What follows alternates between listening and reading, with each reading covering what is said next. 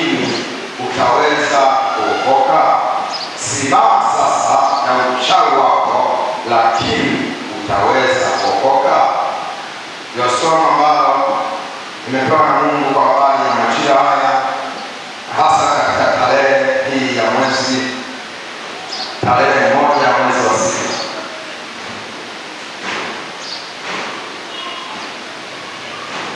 Na hapo katika kitabu cha Isaya 47, Isaya 47 mlango wa 12 hadi 14.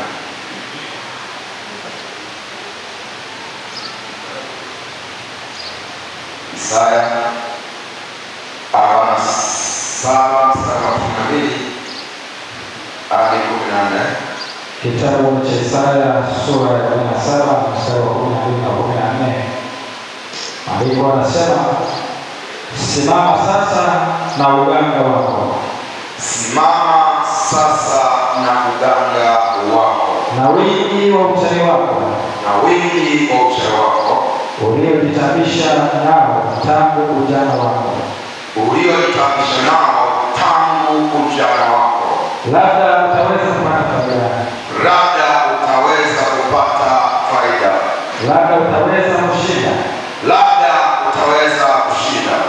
Umechoka kwa wingi wa mashauri yako, umechoka kwa wingi wa mashauri yako.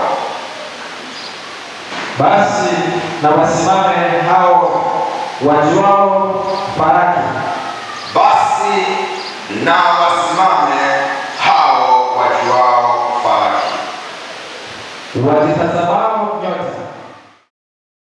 Mambo yatakayokupata, Tazama, watakuwa kama mabua makavu, watakuwa kama mabua makavu.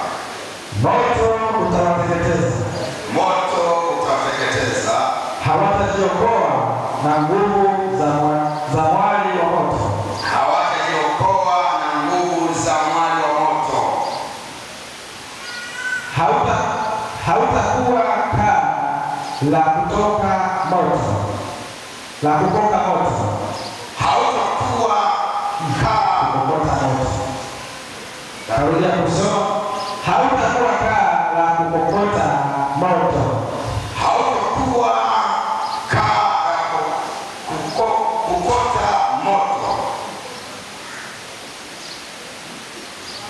wala moto wa kukaa karibu nao, wala moto wa kukaa karibu nao. Bwana Yesu asifiwe sana. Haleluya. Ana mfanye leo. Bwana Yesu asifiwe. Amen. Ukiona hivyo tayari kuna namna ambapo shetani anafanya vita, lakini leo lazima pigwe. Sema amen. Haleluya. Amen. Maandiko haya ni ujumbe ambao Mungu alitoa kwa kinywa cha nabii Isaya. Huu ujumbe ulikuwa unaenda kwa watu wa Babeli. Kusudi lilikuwa kufunua udanganyifu au udhaifu wa uchawi na kuonyesha uwezo wa Mungu na uhitaji wa toba kweli. Bwana Yesu asifiwe sana. Watu wa Babeli pamoja na kwamba walimjua Mungu, pamoja na kwamba walijua Mungu ana nguvu, lakini wao walitegemea uganga pamoja na uchawi wakati kutegemea Mungu. Bwana Yesu asifiwe sana. Sasa Mungu hapa anatoa ujumbe, anaupeleka kwa kinywa cha nabii Isaya. Anawaambia watu wa Babeli, wale watu ambao wanategemea uchawi na uganga, kwamba simama sasa tuone kama utaweza kushinda. Haleluya. Bwana Yesu asifiwe. Wewe ambaye unatumainia uganga,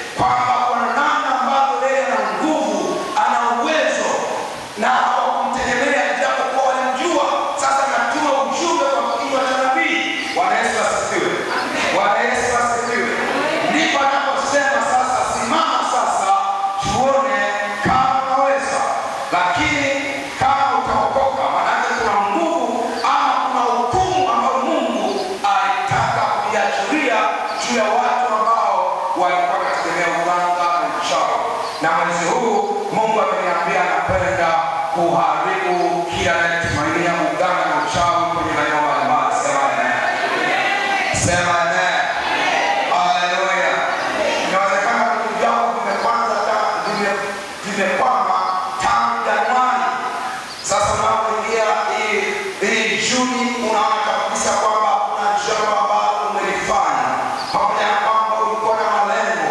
Ni kweli umepanga kupitia uganga na uchawi, lakini leo Bwana kuna jambo linakwenda kuzaliwa. Sema amen.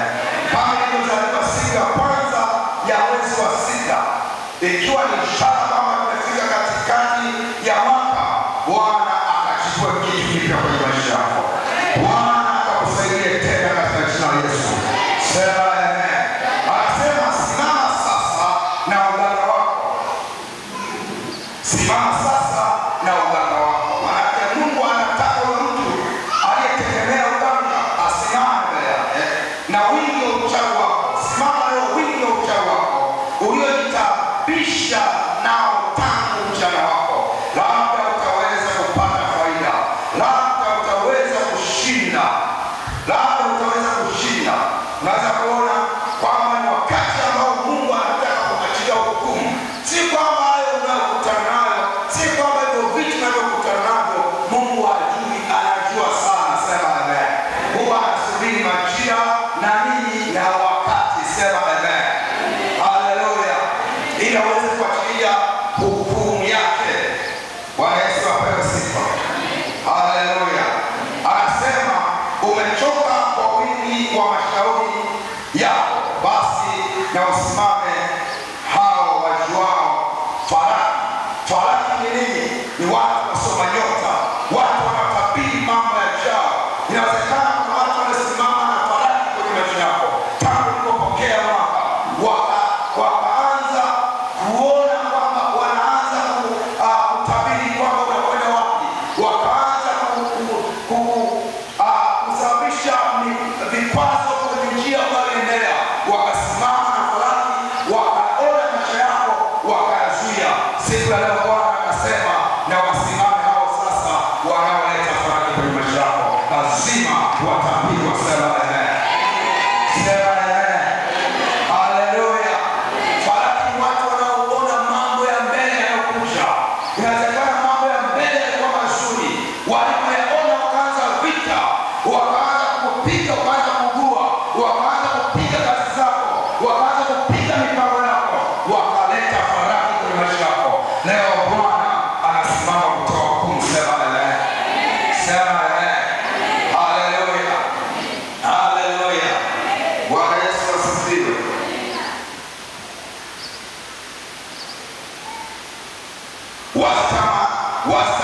Wasamazao nyota, wanaotazama nyota, wanaotabiri kila mwezi mambo ya mwezi huu, kwamba kuna watu wanatazama mwezi halafu wanatazama mambo yaliyo chini ndani ya mwezi. Haleluya.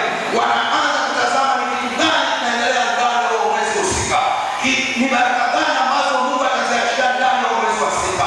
Inawezekana kuna ujumbe ambao Mungu amewachilia kwako, kuna kitu alichokitabiri kwako kimetimia, lakini walipotazama yatakayotokea ndani ya huo mwezi wakafanya faraki, wakafanya uchawi na uganga, ili kwamba yale ambayo Mungu amekusudia kuyafanya juu ya maisha yako yasifanyike. Yale mambo ambayo Mungu alikuwa amekupa majukumu yako yafanye katika mwezi na katika tarehe, wakayafunga. Siku ya leo yatafunguliwa yote katika jina la Yesu. Nasema yatafunguliwa yote katika jina la Yesu. Sema amen. Sema amen. Sema amen. Haleluya. Anasema kwa wingi wa uchawi wao walitabisha nao tangu mchana wako. Labda wataweza kupata faida, labda wataweza kushinda. Siku ya leo hata wasimame nadhani hawawezi kupata faida wala wataweza kushinda. Sema amen. Haleluya. Sana 13 anasema umechoka kwa wingi wa mashauri yako, basi na usimame hao wajuao falaki. Kumekuwa soma mstari 14 anasema tazama, watakuwa kama mabua makamu, moto utawateketeza, hawatajiokoa na nguvu za mwali wa moto. Hautakuwa kaa la kukota moto, wala moto Bwana Yesu asifiwe. Bwana Yesu asifiwe. Siku ya leo Bwana kuna jambo anapenda kulifanya sana. Anasema atatuma mwali wa moto. Na huo moto ambao utakwenda kuwakia sio moto wa kukoka, maana yake moto wa kuota. Ni moto ambao hautaki kukaa karibu. Bwana Yesu asifiwe. Ni moto ambao unateketeza. Sema amen. Sema amen. Shika jirani yako mwambie leo nitaomba moto wake juu ya maadui zangu wote. Na huo moto hautakuwa ni moto wa kukoka, moto wa kuota. Ni moto ambao hautakuwa kawaida. Bwana Yesu asifiwe. Huo ni moto ambao utatoka mbinguni. Sema amen. Haleluya. Huu ni ujumbe ambao Mungu aliutuma, na kama andika lazima andika ujumbe kwa Babeli. Naweza kusema ujumbe kwa maadui zangu. Haleluya. Bwana Yesu asifiwe. Mungu anatoa hukumu dhidi ya Babeli, na leo Mungu atatoa hukumu dhidi ya watu walioona ndoto yako haikwamisha. Sema amen. Sema amen. Mungu alitoa hukumu dhidi ya Babeli, taifa lililokuwa tajiri lenye nguvu, lakini lilijua juu ya Mungu, wategemea uchawi wao na uaguzi wao, na watazama nyota kwa ajili ya maamuzi yao na maisha yao. Hawakumtegemea Mungu. Hilo jambo likamkasirisha Mungu. Bwana Yesu asifiwe sana. Bwana Yesu apewe sifa. Haleluya. Bwana Yesu apewe sifa. Naomba nisomee mstari wa 10 mpaka 11. Hapo. Maana umeutumainia ubaya wako. Maana umeutumainia ubaya wako. Umesema hapana anionaye. Umesema hapana anionaye. Hekima yako na maarifa yako yamekupotosha. Hekima yako na maarifa yako yamekupotosha. Nawe umesema moyoni mwako, mimi ndiye. Nawe umesema moyoni mwako, mimi ndiye. Wala hapana mwingine zaidi yangu mimi. Wala hapana mwingine zaidi yangu mimi. Kwa sababu hiyo ubaya utakupata. Kwa sababu hiyo ubaya utakupata. Wala hutajua kutoboa. Wala hutajua kutoboa kwake. Na msiba utakuangukia. Na msiba utakuangukia. Hutaweza kuondoa. Hutaweza kuondoa. Na ukiwa utakupata kwa ghafla. Na ukiwa utakupata kwa ghafla. Usiojua. Bwana Yesu asifiwe sana. Haleluya. Unaona, maana umetumainia ubaya wako. Umesema hapana anionaye. Hekima yako na maarifa yako yamekupotosha. Bwana Yesu asifiwe. Mungu anatoa sababu ya kuhukumu Babeli. Anasema maana watu hawa wanategemea nini? Hekima yao na maarifa yao, wakamdharau Mungu. Bwana Yesu asifiwe sana. Na wanasema kwamba hapana mwingine zaidi yangu. Maana yake nafasi ya Mungu wakaichukua. Bwana Yesu asifiwe. Bwana Yesu asifiwe. Katika miji kama mji wa Dar es Salaam kuna watu ambao wanajiita wao ni wakuu, ambao hawana haja na ibada, wanategemea uchawi na uganga wao.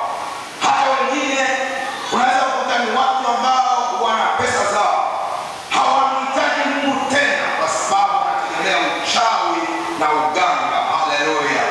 Bwana Yesu asifiwe.